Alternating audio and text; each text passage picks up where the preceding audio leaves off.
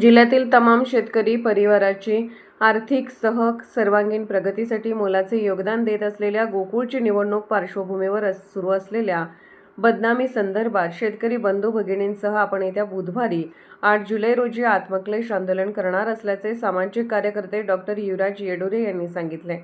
पत्रकार परिषदेत त्यांनी मांडलेली भूमिका अशी: लहानपणापासून आमच्या कुटुंबाचा उदरनिर्वाह शेती आणि पशुपालनावर होत आहे।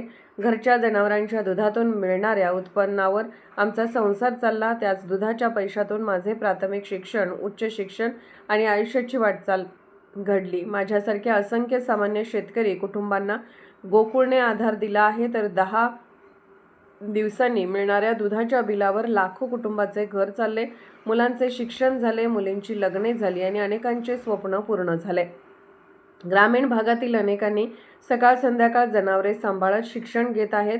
आज तोच ग्रामीण भागातील विद्यार्थी शिकून शहरात नोकरी किंवा व्यवसायासाठी जातो आणि आपल्या दैनंदिन गरजेसाठी गोकुळचेच दूध विकत घेतो, कारण त्याला माहीत असते की हेच दूध त्याच्या आईवडिलांनी, भावंडांनी किंवा गावातील शेतकऱ्यांनी संघाला दिलेले आहे। म्हणूनच गोकुळ हा आमच्यासाठी केवळ एक ब्रँड नाही, तर भावना, विश्वास आणि अस्मिता आहे। गोकुळ ही कोल्हापूरच्या सहकार चळवळीची ओळख असून लाखो दूध उत्पादकांच्या कष्टाचे प्रतीक आहे।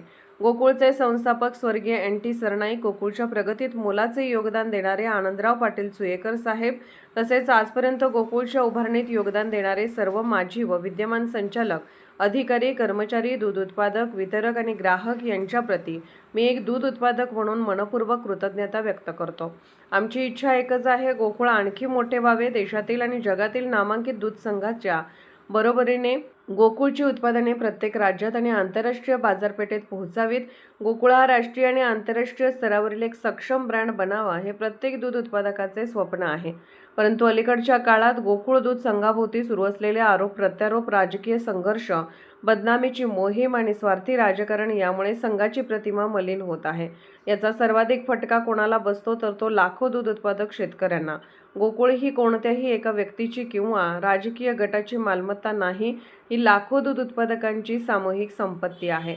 अल्पभूधारक, भूमिहीन, लहान शेतकरी आणि ग्रामीण अर्थव्यवस्थेचा हा कणा आहे। त्यामुळे या संस्थेची प्रतिष्ठा, विश्वासार्हता आणि स्वायत्तता कायम राखणे ही आपली सर्वांची सामूहिक जबाबदारी आहे।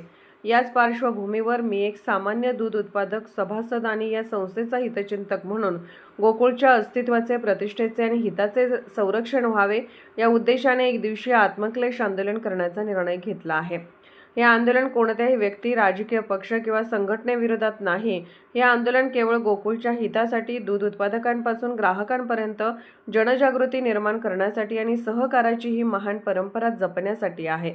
मी सर्व दूध उत्पादक, ग्राहक, सहकारप्रेमी आणि जनतेला विनम्र आवाहन करतो की गोकुळला राजकारणापलीकडे जाऊन सहकाराच्या दृष्टीने पाहावे आणि या संस्थेची प्रतिष्ठा जपण्यासाठी सकारात्मक भूमिका घ्यावी।